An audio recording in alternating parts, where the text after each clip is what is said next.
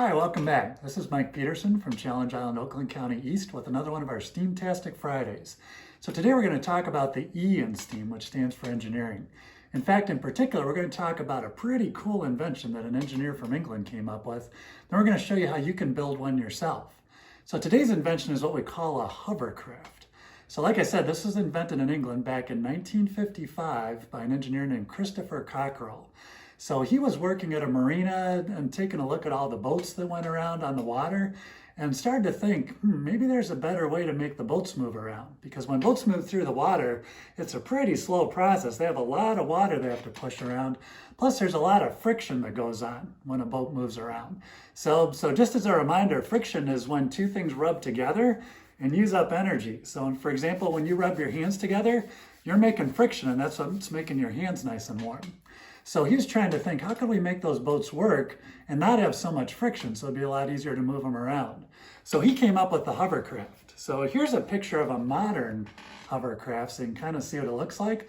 So it pretty much looks like a boat on the top of it, but what's special about it on the bottom is it has what kind of looks like a big inner tube on there. So it's a big flexible skirt made of rubber under it, and then what the hovercraft does is it fills that up with air. And there's so much air under there that it actually floats the boat so that it doesn't have to sit on the surface. And that helps it move faster across the water, and even can make a hovercraft move across surfaces that aren't water, like mud or sand or things like that, like you see in this picture. So in our other picture, this is kind of what a hovercraft looks like if you would cut away and look down the middle of it. So the key parts of a hovercraft, first you need propellers on the top. So once it's floating, that's what helps it to move around and get it to where it needs to go. And then towards the bottom, what we do is we bring in a bunch of air through special fans. So it gets sucked in and then goes down into the bottom of the hovercraft. So some of it starts to push out the outside of it. Some of it stays underneath the bottom of it. And the goal is to get enough air under the bottom so that it floats up into the air just enough above the surface to get all that friction out of the way so we can move it around much easier. So that's how a hovercraft works. Let's go ahead and see if we can make one that you can experiment with at home. So what you'll need to do this is just 3 or 4 basic supplies. You'll need some tape, of course. You're going to need a bottle cap, so that could be like a water bottle cap or a cap from a small Gatorade bottle, something about that size. You'll need an old CD, so ask mom and dad for one of these. Make sure it's one that they don't need anymore, that they listen to anymore, because it might get a little scratchy by the time we're done here. And we need a good sized balloon. So what we'll do to get started, we need to take the cap and we need to put a small hole in the top of it to help get that air through and going where we need it to. So one way you can do that would be to take a nail. Let me find my nail here. So just line up the nail with the middle of your cap, and then just give it a few good hits with a hammer. So just kind of push down into there until we get it in far enough.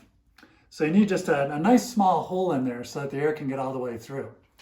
Okay, so once we have that, then you're going to take the CD.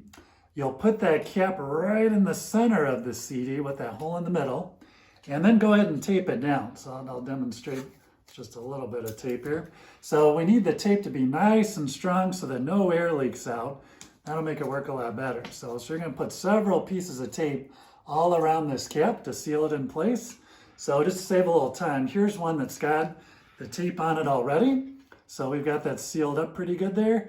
So now we're ready to add the air part. So just take your balloon, so blow it up, give it a few good breaths of air in there.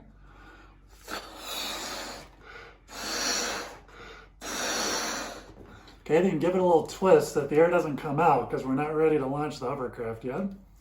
So once we've got that, then we're going to stretch the top of the balloon over the cap. Okay, and that's going to be our source of air. So instead of using fans, we'll use the power of the balloon to push that air through there. So we've got it all together. Now we're ready to try it out. So what I'll do is I'll let go of the balloon. That'll let the air go down into the cap and out the bottom of the CD. So that'll get us enough pressure to lift the CD up in the air just a little bit. And then we can kind of move it around and see if it acts like a hovercraft or not. So here we go. 3, 2, 1, blast off. All right, there we go. So if we poke it around a little bit now, So now that CD kind of floats around, kind of like an air hockey puck on a hockey table. So we've gotten basically rid of all the friction there, so it slides around just like it's kind of floating in space like a flying saucer.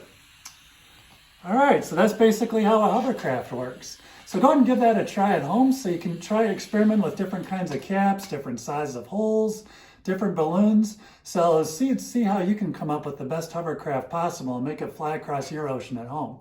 All right, thank you very much, and we look forward to seeing you next week.